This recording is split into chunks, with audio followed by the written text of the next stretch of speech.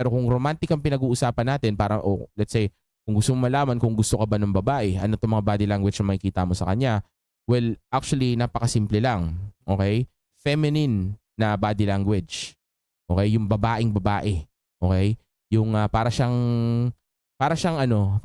nanghihina sa sa mga oras na iyon dahil yung kaharap niya ay isang respetado at napakataas na lalaki. Kumbaga sukong-suko siya sa mga oras na iyon. Okay? Isa yan sa mga body language na makikita mo sa kanya. Yung para siyang nanlalambot, para siyang nanghihina, para siyang nangingisay, okay? Para siyang kinikilig, okay? Para siyang hindi niya ba hindi niya ma-explain na parang may lalabas na kung ano man sa katawan niya. Okay? Yun yung nararamdaman niya sa mga oras na yun. At makikita mo ito na nangyayari sa kanya kapagka ano siya, yung para siyang nahihiya sa kilos niya.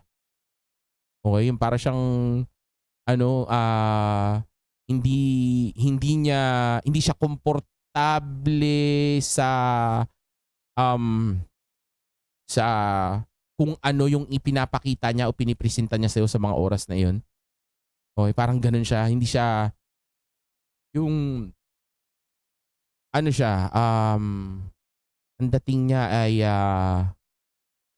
yung, alam niyo yung itsura na yun, yung parang para sa kanya, hindi siya sapat sa harapan mo, okey?